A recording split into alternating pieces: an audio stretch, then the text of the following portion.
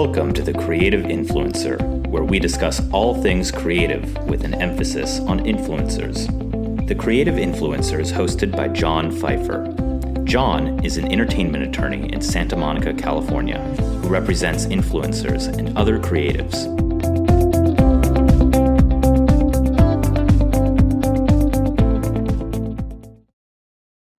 This is episode 3 of the 7th season of the Creative Influencer podcast.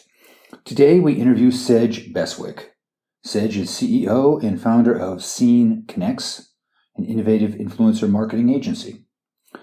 Sedge shares some of her fundamental rules about influencer marketing, discussing how her company creates brand campaigns and picks influencers for those campaigns, as well as her cutting-edge insight on the newest trends.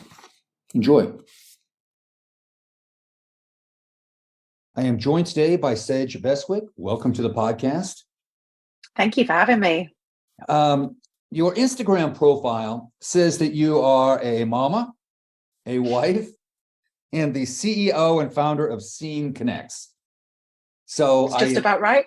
Yeah, I assume that you picked those in order, you put them in that order on purpose. Yes. Yeah. So tell me about the mama. How many children? It's a new thing. I'm a new mom. A new mom. Probably will move it to the back when I'm fed up and exhausted and she can talk back. But I have a 9-month-old daughter called Mari. So yeah, she is new to our family and obviously the main priority, takes the lead role. Yes. So that's exciting. Yeah, it is. It's exhausting too. Yeah. Yes, it is. I have 2, so I know. Oh, so you can relate. And then tell me about Scene Connects. Yeah, so Scene Connects is a agency that I founded 7 years ago now. And we basically exist to make sure that brands are working with influencers the right way and that we are connecting brands to their audiences, whichever platform, whichever influencer, whichever vertical that may be. It is the deep-rooted understanding of what makes their customer tick and connecting them to their customer through influencers. And on LinkedIn, you say that your company is the best and most innovative influencer marketing agency. Oh God, I'm going to rewrite that because that sounds so dry. I probably wrote that 7 years ago when it was just me in a room on my own going, this is what I want to be. Yeah. So now, but 7 years ago, let's assume you did write that 7 years ago. What was your goal for the company? My goal was really clear. I wanted to prove that if you work with influencers the right way, they generate revenue, you can increase your budget to spend with influencers, because even then there are a lot of businesses doing it the wrong way that weren't attaching metrics to the performance of influencers. And it was very much, we've partnered with this person, that celebrity, and it looks good. But when you're then challenged by a CMO of what it's delivering or how to unlock more budget, no one could answer that question. And when I worked at ASOS, where I was at for 5 years prior to setting up the agency, we had so much data. Data was king. Screw content. It was all about the data. We didn't know how to farm it. We didn't even know where to start because we were looking at what is the vanity metrics, and then we were looking at the click-through, the conversion. And I could tell you Instagram post to influencer, who was going to drive click-through, who was going to drive follower growth, who was going to drive sales. And when I founded the agency, I was going into businesses with one person in their social team going, we want to do this thing called influencer marketing, but like, what is it? What do we do? And I was like, I can help you get more people in your team, and this is how we'll do it. So how do you define influencer marketing? It's a great question. I don't know whether this would vary based on market to market, and a lot of cynical opinions on the influencer space. But for me, influencer marketing being defined is a person who is passionate about a subject matter, who can influence the opinions of others through the content, through the conversation that they distribute across their channel. There's so much that I want to unpack that you just said a little bit ago. So I want to go back a second. First, we were talking about it before we started the recording, but where are you physically right now? I'm currently in London. In London, and your company is in London and New York? Yes, so we work across the whole of Europe, and we've got a network on the ground, but we've got 2 offices, the US office and the UK office. Now, is it different? Do you have to approach a campaign differently if you're in Europe versus if you're in the United States? It depends client to client because the success metric and the deliverables are different based on if we're working with an FMCG client or if we are working with a retail client. And a lot of the worldly factors tap into that too, whether that is a war in Ukraine or whether that is Web3. And so, but yeah, I actually think in the UK, from an agency perspective, account handling is stronger than it is from what I have seen in the US. And then I also think the interrogation of data is more advanced in the UK, but I actually think the creative is way stronger. The reach is way stronger from a US perspective. So it definitely depends on the vertical. It depends on what the brief is. But I always say this to my team: we speak the same language, but we are completely different. And so it's really understanding those market nuances, the state nuances, and how to get the most out of the influencers and the celebrities that you're working with to really funnel those success metrics. You've mentioned metrics several times. What are the most important metrics you use to determine return on investment? If you want one answer, and as you may have worked out, I'm not the best at giving one short, concise answer to anything because I get overexcited. But for me right now, it is around brand uplift. So I can't say to a technology business where the item might be $8,000, I'm going to drive sales. But I can if we're talking about a unicorn t-shirt that's $14. So the barrier to entry and the cost of unit has a significant impact on what I would make the success metrics. But universally, brand uplift studies has the perception of your customer changed through understanding and having a deeper understanding of our service, product, brand through influencer content. Has it shifted? Is it more positive? That for me is a really exciting metric that I don't think brands are doing enough of currently. How do you measure that? So we actually have a third-party service that specializes solely within third-party data and performance, where you would basically survey customers who have seen and heard about the brand and then survey them again once they have seen the influencer content. So it's actually done with surveys. Exactly.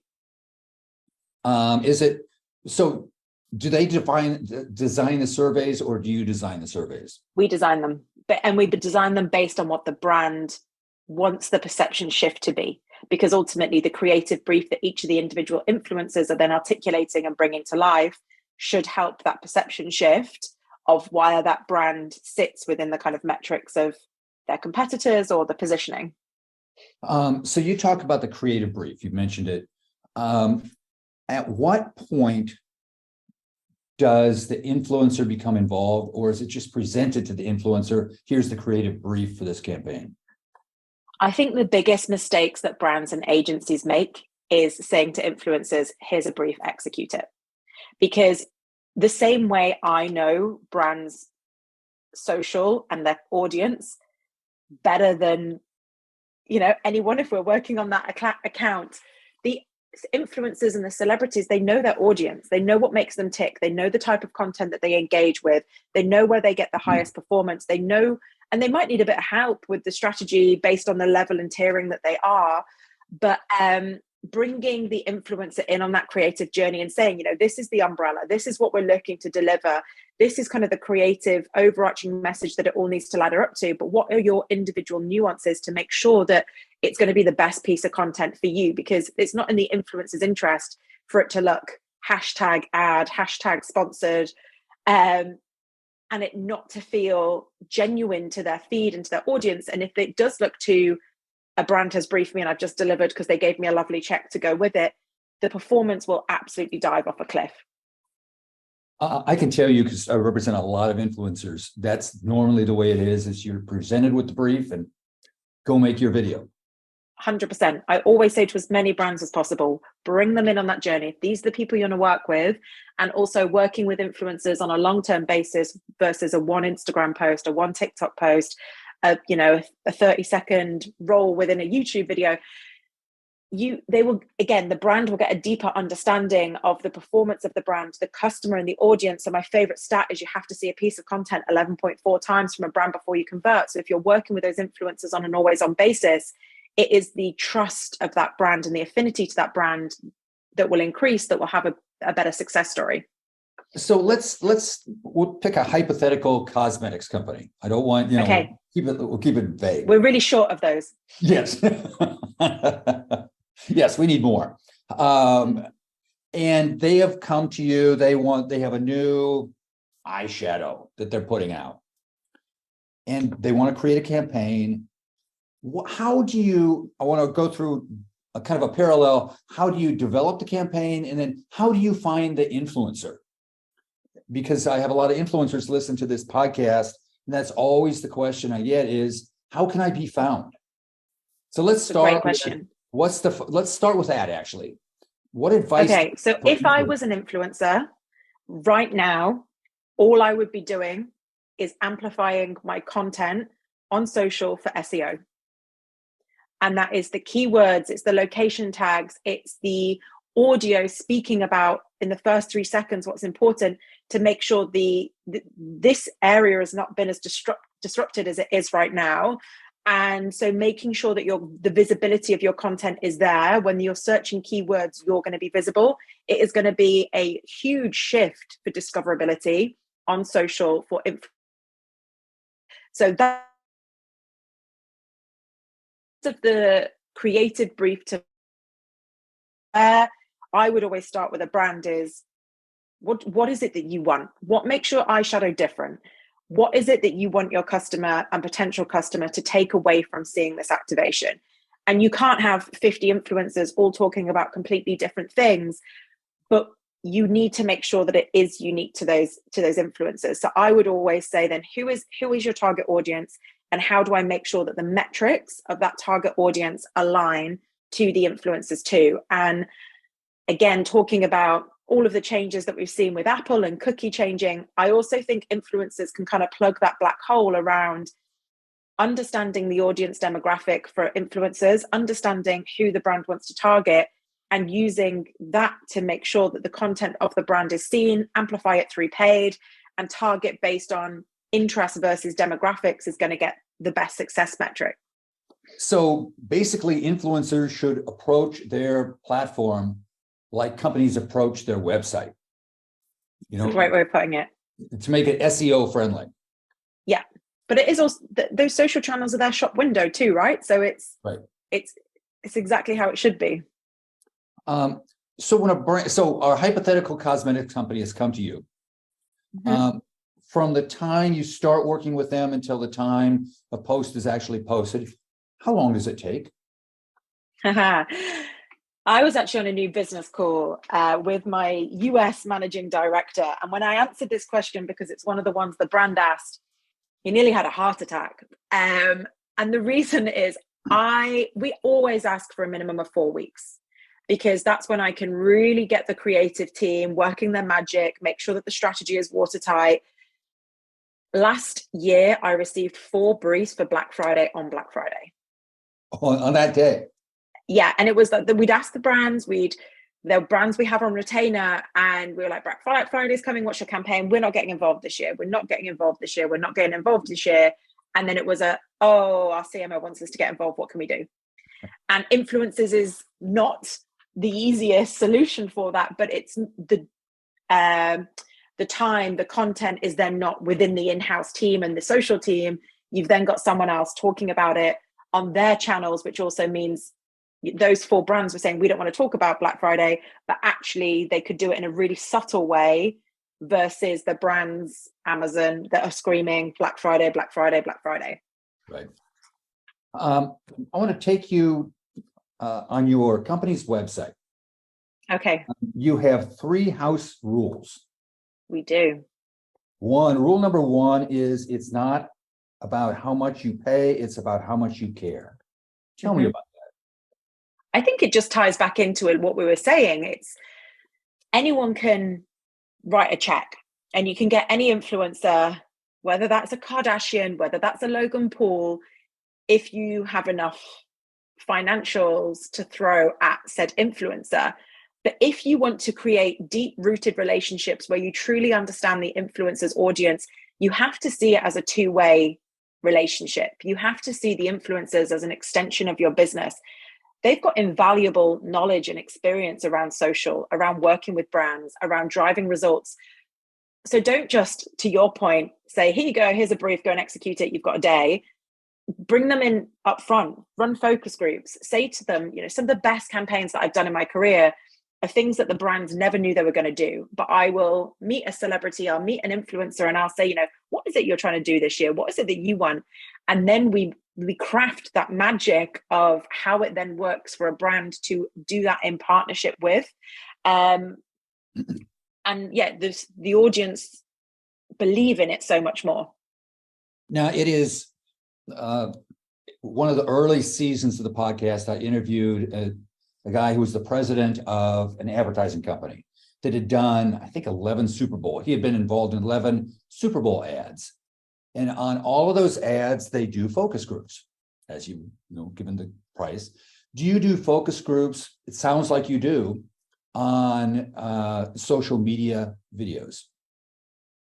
Oh, very specific. Have we done them on social media videos? We do focus groups for our brands, and especially when there's products or new services that are being launched to market or they're targeting a different demographic group. Have I done it specifically on I don't think we have specifically on social and reviewing videos. No reason why we wouldn't and shouldn't. Yeah. It's just something that hasn't yet landed on our desk. No, I mean, I've not seen it for my clients. So I was just curious if that's even a thing. Yeah, no, I haven't seen it either. Okay, so let's go to rule 2. Okay. Rule 2, it's not just about reach, it's about authenticity, which we're... The favorite word in influencer marketing. No, authenticity. What does authenticity mean to you? Authenticity is the alignment of the who, and thinking about the persona of the brand, the persona of the influencer. So as a customer, you're not seeing it and going, Jesus, why on earth are they working with that person? Or, oh, Scott Disick again for a campaign. They're thinking, God, it made so much sense for that brand to work with that influencer. And it should be brands that they've worn before. It should be experiences that they've talked through or milestone moments that mean something to them. And that's really where the synergy and the storytelling can come to life. What advice do you have for an influencer on developing their authenticity? Do not do what other people have already done. It exists. If it's done well for someone, it's there. I think some of the biggest success stories are, this space is heavily dominated now. It is not a new area. And so what are you bringing to the influencer space, to a brand that no one else is doing or talking about yet? And that could be giving career advice. Or we've got a really amazing influencer over in the UK called Mrs. Hinch, who rose to stardom because she's a cleaning influencer, and she gives hacks and tips and tricks. And she's got, I think, about 6 million followers. She's worked with the biggest brands. And again, all the cleaning product brands were going, well, this is brilliant, because we've never authentically had someone that we could give our products to. Like, I'm a big believer that you can't do it all. Cleaning is not my thing. So I have had a cleaner when I couldn't even afford a cleaner because I've just had to and needed to. Whereas this woman, it doesn't matter how big she is and how many followers she's got and how many hundreds of thousands of pounds worth of brand deals she's doing, she still gets pure ecstatic joy from cleaning her house. And I'm not saying now everyone go and stop and be a cleaner, but I am saying what she brought to the market was something that no one else did. And so have something you can't be anyone else. You have to show up, you have to be you. Stop comparing yourself to everyone else and talk about what is true and what you really believe in, and make that your strategy. It's funny you would say that. I had a conversation with a client yesterday morning on that exact same topic. It's like, You are unique, just be you. Don't copy somebody. Yeah. Okay. But this is the problem with social media more broadly, right? Because you can you've got so much access to everyone globally, and all you're doing is comparing. Am I doing enough? Is it right? Should I wear that top that way? Should I do my makeup that way because that's performing for that person? And then that's when you end up in a space where you get the imposter syndrome, you get the anxiety, the mental health impact of being on social. But if you are you also have way more confidence because you know the person that you're profiling. Exactly. Okay, our last rule, our third rule. Content that tries to sell doesn't, but content that tries to help does. Mm-hmm.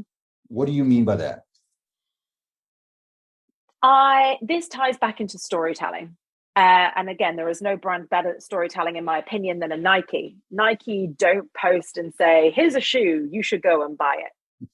I'm sure everyone has watched Air and they've seen the story of how Michael Jordan and the partnership with Nike came about.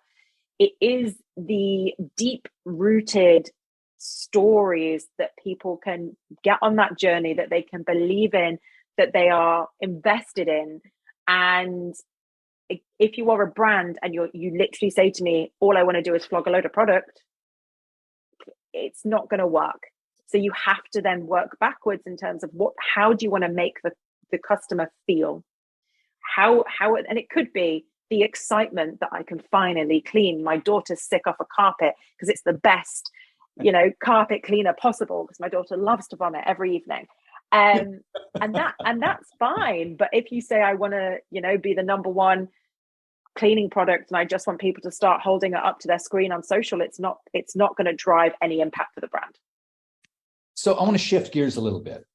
I want you to put on your prediction hat. Yes. Look in your crystal ball.